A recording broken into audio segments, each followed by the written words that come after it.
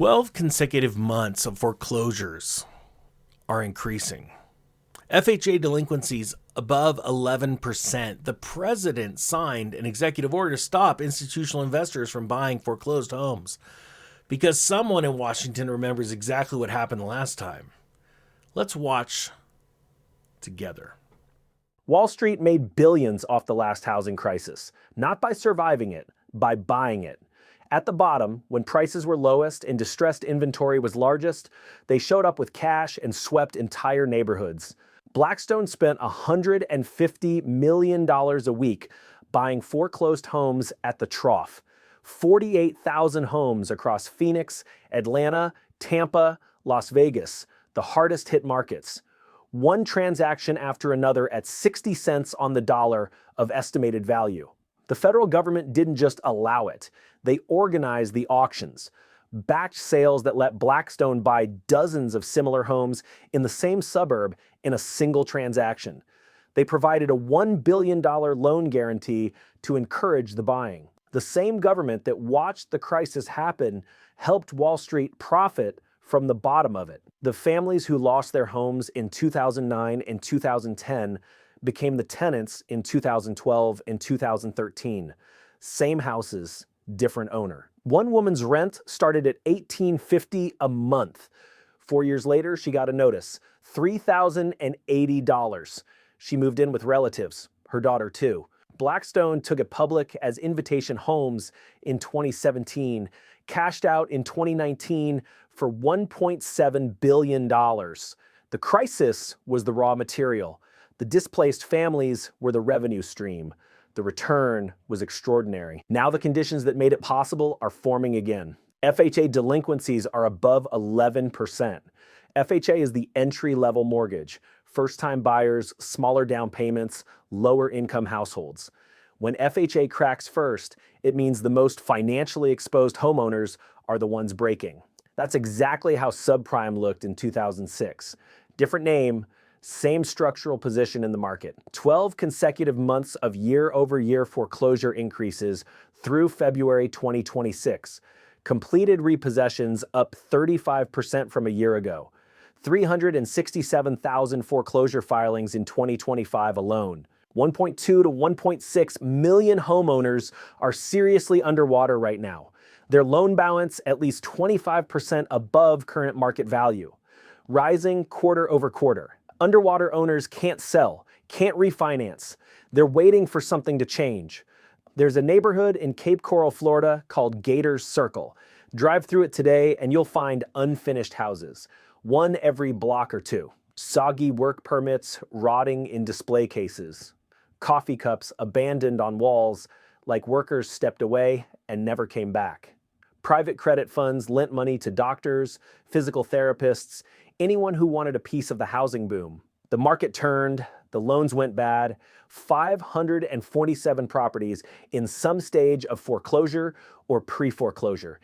18% of visible inventory in a single city. 27% of homes purchased in Cape Coral in 2023 and 2024 are already underwater.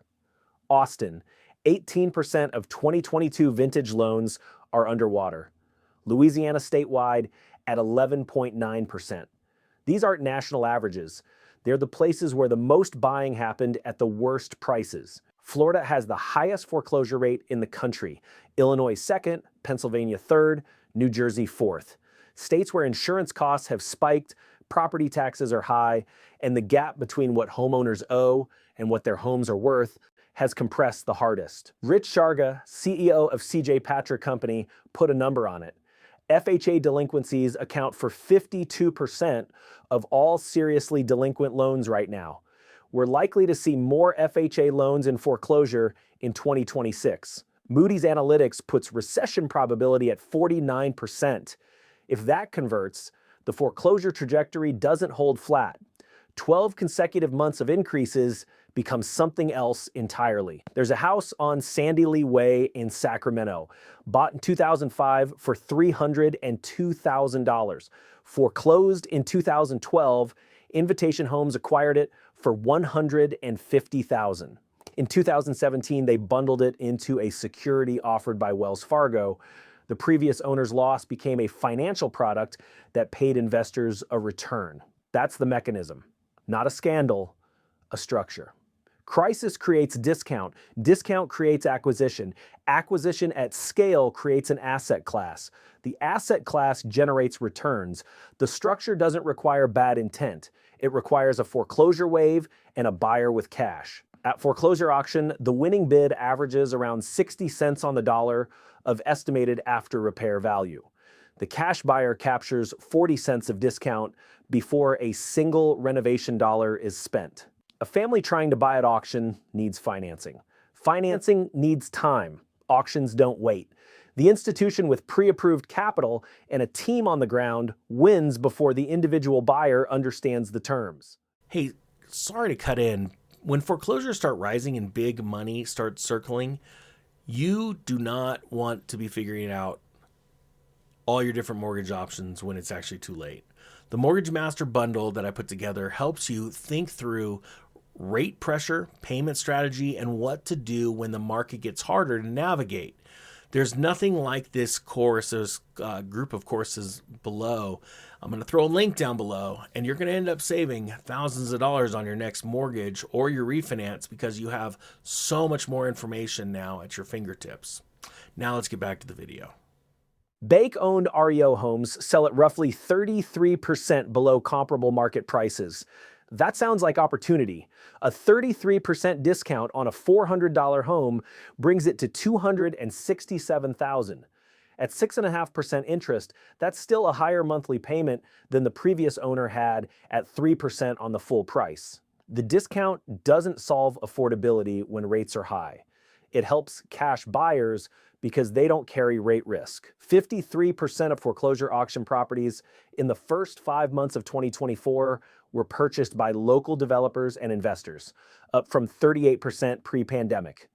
The institutional share of distressed buying is already rising before the wave has fully formed. Before the last crisis, 31% of Americans rented. By 2016, 37% did, 6 percentage points. Millions of people didn't choose to become renters. The cycle chose for them. The hold time for investor purchase foreclosures averages 391 days. Buy distressed, renovate, rent or resell. 12 months from purchase to profit. The buyers who matter aren't waiting to see how this plays out. They're watching the same leading indicators you're reading right now. The first-time buyer competing at auction against a cash institution isn't at a disadvantage. They're structurally excluded.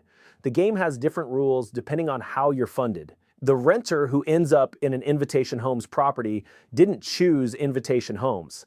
The cycle assigned them a landlord. That concentration started at the bottom of the last cycle. The bottom of the next one determines whether it deepens or reverses.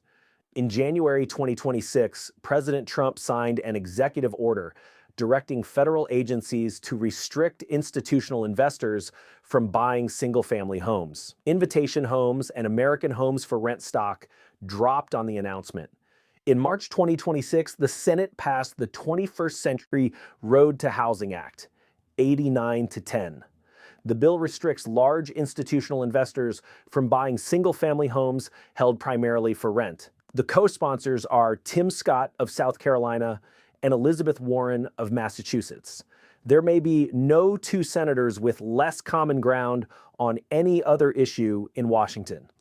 They co-sponsored this bill together. FHFA Director Bill Pulte said it directly.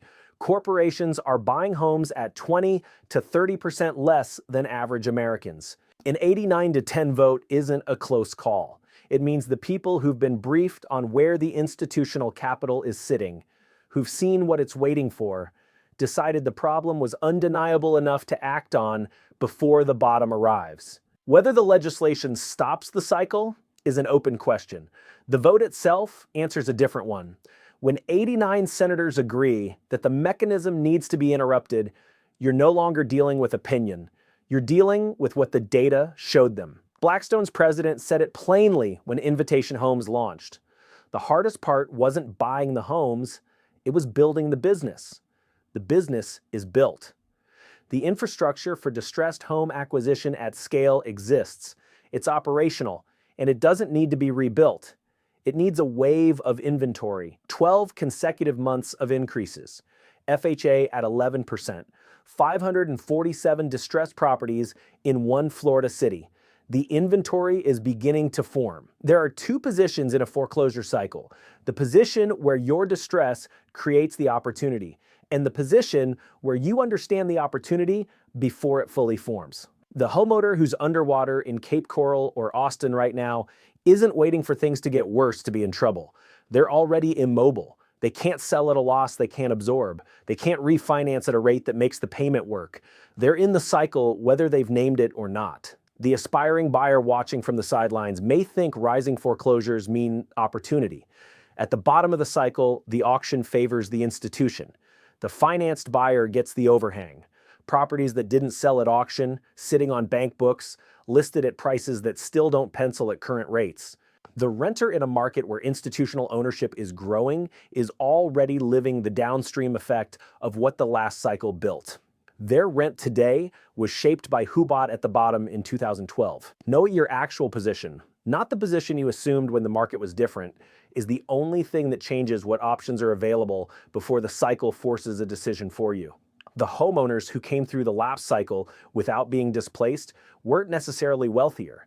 They were less exposed, lower leverage relative to current value, more liquid, not trapped by a balance that moved against them or a rate that reset at the wrong moment. The cycle moves through the most exposed positions first: high leverage, thin equity, tight cash flow, not because of bad intent, because those are the positions that break first when the payment becomes unmakeable. Understanding your leverage relative to current market value, not what you paid, what it's worth right now, and your cash position relative to 12 months of payments is the calculation the cycle will make for you if you don't make it first. The playbook ran once. The returns are filed in public documents. The conditions are forming in the markets that moved fastest and fell hardest. The people who understand what's being built right now, before the wave peaks and the bottom forms, will be on a different side of this cycle than the people who find out when it's already over.